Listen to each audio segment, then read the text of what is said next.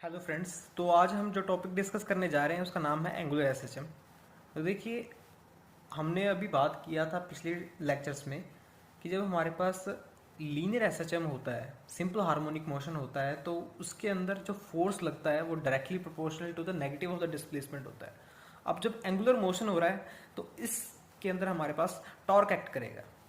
तो restoring force हमारे पास यहाँ पर एज अ रीस्टोरिंग टॉर्क होगा और एंगुलर डिस्प्लेसमेंट होगा जहाँ पर हमारे पास लीनियर डिस्प्लेसमेंट की जगह। तो यहाँ पर इसका डेफिनेशन बन जाएगा कि restoring force is directly proportional to the negative of the angular displacement. Okay, और यहाँ से अगर मैं प्रोपोर्शनलिटी साइन हटाऊँ तो सी लिया है मैंने यहाँ पर, c is the restoring torque constant है।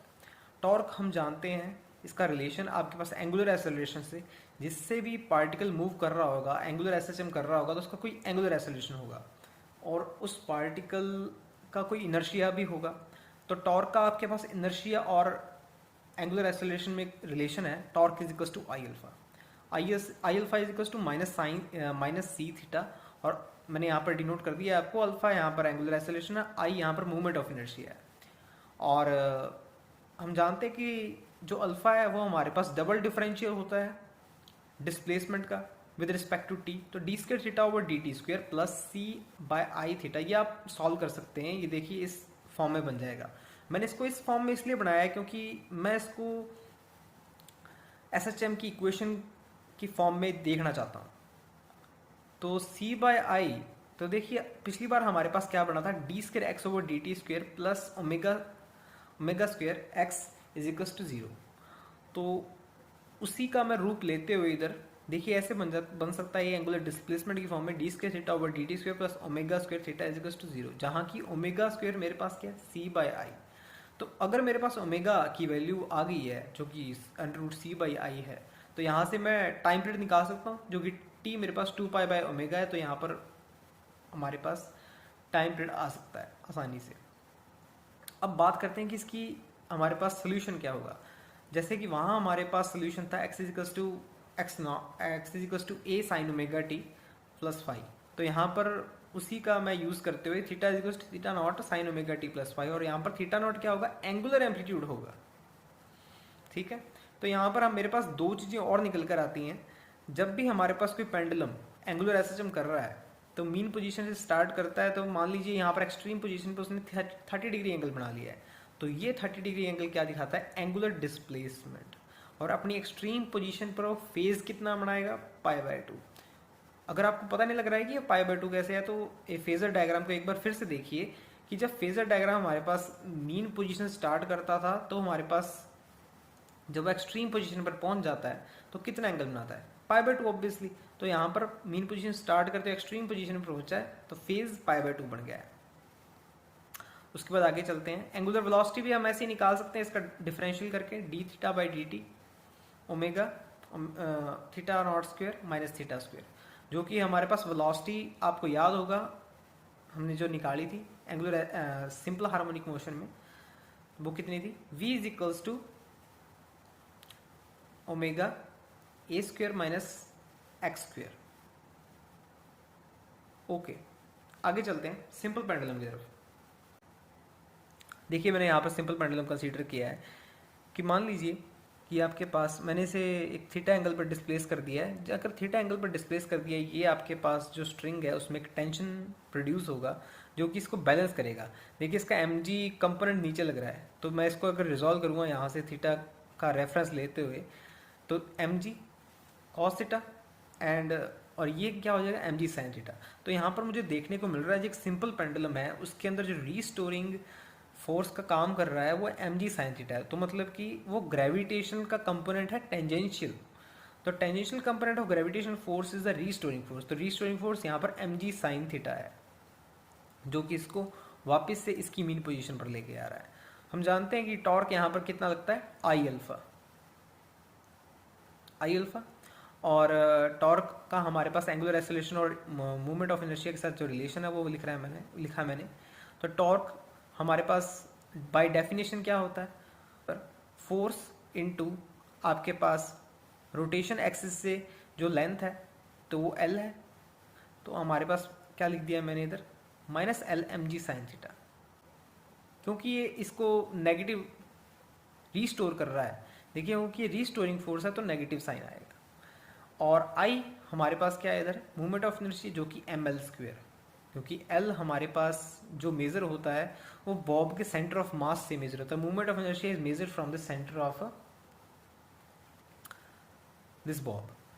और अल्फ़ा को मैंने वैसे का वैसे ही रखा है। तो अल्फ़ा हम जानते हैं कि जो कि double differential of angular displacement है, d square theta over D t square. और अगर मैं थोड़ा सा यहाँ पर रीअरेंजमेंट करूँ तो मेरे पास minus G sine theta over L, और साइन थीटा अगर मेरे पास बहुत छोटा है फॉर स्मॉल थीटा, देखिए for small theta minus G theta over L, और जी बाय एल मेरे पास क्या है, ओमेगा स्क्वायर, क्योंकि ये इक्वेशन मेरे पास वही बन रही है एंगुलर एस एच एम की। तो यहाँ से मैं इसका टाइम पीरियड भी निकाल सकता हूँ। अगर मैंने ओमेगा स्क्वायर निकाल लिया है तो omega is to under root G by L है। तो एक पेंडुलम का हमारे पास टाइम पीरियड जो कि आप पहले से ही जानते होंगे, T is two pi under root L by G. अच्छा ठीक है, अब आगे देखते हैं। A restoring force F is equal to minus M G sine theta. देखिए restoring force M G sine theta था और थीटा हमारे पास बहुत छोटा था इस कंडीशन के अंदर। तो इस कंडीशन को हम लीनियर एस एच एम की फॉर्म में भी देख सकते हैं। क्यों ऐसा कह रहा हूँ मैं, क्योंकि थीटा यहाँ पर क्या होता है हमारे पास आर्क लेंथ ओवर रेडियस, तो आर्क लेंथ मेरे पास एक्स बाई एल। तो देखिए M minus M G L X, तो ये एक हिसाब से मेरे पास लीनियर एस एच एम की फॉर्म ही बन गई है। तो restoring force when the angle is very small then we can say that the angular SHM is merely equal to the linear SHM. अब आगे देख लेते हैं इसके सिंपल पॉइंट, इंपॉर्टेंट पॉइंट्स देख लेते हैं। इंपॉर्टेंट पॉइंट्स देखिए, मैंने यहाँ पर दो पेंडुलम बनाए हैं। देखिए इनकी लेंथ तो एकदम सेम है, इनकी लेंथ तो एकदम सेम है, पर जो बॉब m है, m1 है, वो मास में कम है m2 से। ठीक है, तो ये बॉब छोटा है और ये बॉब थोड़ा सा इससे बिग है। They both have the same length, दोनों पेंडुलम्स की लेंथ सेम है। पर मैंने क्या कहा था आपको कि जब भी आपके पास मेज़र होगा, लेंथ जो मेज़र होगी किसी भी पेंडुलम की, वो मेज़र होती है उसकी सेंटर ऑफ मास से, centre of mass of Bob. तो यहाँ पर तो सेंटर ऑफ मास आपके पास थोड़ा सा ऊपर होगा, जहाँ पर कि यहाँ पर सेंटर ऑफ मास यहाँ होगा। तो सेंटर ऑफ मास यहाँ होगा, जिससे कि उसकी लेंथ इंक्रीज हो जाएगी। मैं कह दूंगा कि इसका एल डैश है जो एल से बड़ा है, इसका एल से बड़ा है। और अगर एल डैश एल से बड़ा है तो मुझे पता है ये relation T is two pi under root L by G. और अगर एल डैश बड़ा है तो टाइम पीरियड ज़्यादा हो जाएगा हमारे पास। Same length of pendulum but L is measured from centre of mass of bob, so time period depend on centre of mass. तो यहाँ पर आपके पास इनडायरेक्टली देखा जाए तो यहाँ पर बॉब पे तो डिपेंड नहीं कर रहा है, तो पर बॉब के सेंटर ऑफ मास से जो हम लेंथ कंसीडर करते हैं उसके ऊपर डिपेंड कर रहा है। तो यहाँ पर हम क्या कहेंगे कि जो आपके पास टाइम पीरियड है वो सेंटर ऑफ मास पर डिपेंड करता है कि वो कहाँ है। ओके, आगे चलते हैं। T directly proportional to under root L है, ये तो हम जानते ही हैं। और इसका ग्राफ कुछ ऐसा बनेगा, अगर टी और एल के बीच में बना रहा हूँ, और अगर टी और अंडर रूट एल के बीच में बना रहा हूँ तो एक लीनियर ग्राफ बनेगा आपके पास। ओके, फॉर स्मॉल चेंज, अगर मैं स्मॉल चेंज देखता हूँ तो स्मॉल चेंज किसके अंदर, अगर टाइम पीरियड के अंदर मेरे पास स्मॉल चेंज आता है, लेंथ के अंदर स्मॉल चेंज आता है, जी के अंदर स्मॉल चेंज आता है, तो इस चीज़ को मैं कैसे देखता हूँ।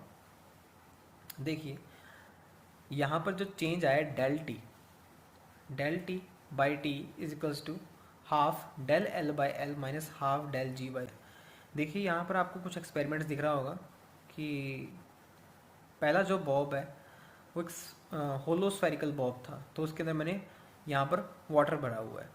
तो वाटर भरा हुआ है तब इसकी लेंथ और जो टाइम पीरियड होगा उसके ऊपर कोई इफेक्ट नहीं पड़ेगा। अगर ये brim of full of brim है, पूरा ऊपर तक भरा हुआ है, ठीक है, तो इसकी टाइम पीरियड और लेंथ पर कोई इफेक्ट नहीं पड़ेगा। मान लीजिए कि मैंने इसको यहाँ से तोड़ दिया है, यहाँ से कोई होल कर दिया है, तो इसकी वजह से पानी कम होने लगेगा। अगर जब पानी कम होने लगेगा तो इसके ये सेंटर ऑफ मास से, जो इसका सेंटर ऑफ मास इनिशियली था जब ये पूरा फुल था, उससे क्या होगा, सेंटर ऑफ मास नीचे आने लगेगा जब भी इसका पानी निकल रहा होगा। सेंटर ऑफ मास जब नीचे आने लगेगा तो आपके पास क्या होगी, लेंथ इंक्रीज हो जाएगी। लेंथ इंक्रीज हो जाएगी तो टाइम पीरियड इंक्रीज हो जाएगा। और जब ये एकदम ख़त्म होने वाला होगा तो सेंटर ऑफ मास वापस से अपना शिफ्ट करने लगेगा अपने उसी पॉइंट पर। जब ये ख़त्म होने वाला होगा पानी इसके अंदर, तो सेंटर ऑफ मास वापस से ऊपर शिफ्ट करेगा, तो वापस ऊपर शिफ्ट करेगा तो लेंथ डिक्रीज होगी इस कंडीशन में, और टाइम पीरियड भी क्या होगा, डिक्रीज होगा, क्योंकि हम जानते हैं कि T directly proportional to √L होता है। और एक टाइम पर जब हमारे पास ये एकदम एम्प्टी हो जाएगा, सेंटर ऑफ मास वहीं पर अपनी ओरिजिनल पोजीशन पर आ जाएगा, यहाँ पर, जो कि एक फुल्ड बॉब विद वाटर थी। नेक्स्ट कंडीशन में बात करते हैं। देखिए पेंडुलम इन लिफ्ट। मान लीजिए कि ये पेंडुलम एक लिफ्ट में है, जो कि आपके पास लिफ्ट एक कांस्टेंट वेलोसिटी से ऊपर जा रही है, कैसे भी नीचे आ रही है। हम जानते हैं कि जब v कांस्टेंट है तो एक्सेलरेशन जो प्रोड्यूस होगा वो जीरो होगा, और अगर एक्सेलरेशन जीरो प्रोड्यूस होगा तो जी होगा, उसके अंदर इसके टाइम पीरियड पे कोई इफेक्ट नहीं पड़ेगा। देखिए लिफ्ट में पेंडुलम आपके पास, और लिफ्ट आपके पास ऊपर की तरफ जा रही है। लिफ्ट अगर आपके पास ऊपर की तरफ जा रही है तो उसके अंदर एक्सेलरेशन कैसा फील होगा, डाउनवर्ड एक्सेलरेशन फील होगा, और ग्रेविटी भी नीचे को लग रही है आपके पास, तो जी इज टू जी प्लस ए। ठीक है, इफेक्टिव जी जो हो जाएगा जी प्लस ए हो जाएगा। आपके पास क्या जा रहा है, लिफ्ट ऊपर जा रही है किसी वेलोसिटी से, किसी वेरिंग वेलोसिटी से ऊपर जा रही है, तो उसका एक्सेलरेशन डाउनवर्ड लगेगा, तो जी प्लस ए हो जाएगा, और टाइम पीरियड हमारे पास टी इज टू √L/g+a हो जाएगा। देखिए नेक्स्ट केस देखते हैं। नेक्स्ट केस है आपके पास जब किसी v वेरिंग वेलोसिटी से आपके पास वो डाउनवर्ड आ रही है। अगर वो डाउनवर्ड आ रही है तो एक्सेलरेशन अपवर्ड लगेगा इस टाइम, तो g इफेक्टिव हमारे पास क्या होगा, g माइनस ए, और टाइम पीरियड इसके अंदर t2π√L/g−a। देखिए यहाँ पर g प्लस ए हुआ है तो हमारे पास ये वैल्यू इंक्रीज हुई है, जिससे कि हमारा टाइम पीरियड कम हो जाएगा। तो अगर हमारे पास लिफ्ट ऊपर की तरफ जा रही है, उसके अंदर बॉब जो पेंडुलम है उसका टाइम पीरियड क्या हो जाएगा, इंक्रीज हो जाएगा। जहाँ की हमारे पास जब लिफ्ट डाउनवर्ड आ रही है तो उसका जो टाइम पीरियड होगा वो हमारे पास इंक्रीज हो जाएगा, क्योंकि g-a हमारे पास कम हो रहा है तो टाइम पीरियड इंक्रीज होगा ऑब्वियसली। अब मान लीजिए कि आपके पास ये डाउनवर्ड और अपवर्ड किसी भी दो कंडीशन में जा रही थी, और ऊपर से केबल्स वायर कट हो गई हैं, तो लिफ्ट फ्री फॉल कंडीशन में आ जाएगी। लिफ्ट जब फ्री फॉल कंडीशन में आ जाएगी तो उसका एक्सेलरेशन एकदम ग्रेविटी के बराबर हो जाएगा। ग्रेविटी के बराबर हो जाएगा तो जी इफेक्टिव हमारे पास g-g जीरो हो जाएगा, और अगर g जीरो हो गया तो t=π√L/g इफेक्टिव, तो g इफेक्टिव जीरो, तो टाइम पीरियड इन्फिनाइट हो जाएगा। तो pendulum not oscillate in this condition. Okay, आगे मूव करते हैं। पेंडुलम या कोई क्लॉक है आपके पास, उसे उसका अर्थ बाय मून रेशो हम जानना चाहते हैं। अर्थ बाय मून रेशो उसके टाइम पीरियड का जानना चाहते हैं, (2π√L/g। देखिए दोनों कंडीशंस में आपके पास लेंथ तो सेम ही होगी, तो 2π√L, so t inversely proportional to 1/g। और हम जानते हैं कि मून का जो आपके पास ग्रेविटी है वो अर्थ की ग्रेविटी से 1/6 है, 1/6 है, तो जो हमारे पास टाइम पीरियड होगा वो √6 होगा टाइम ऑफ अर्थ, जो टाइम पीरियड अर्थ का होगा। तो सिंपल सा कॉन्सेप्ट है ये। Okay, thank you.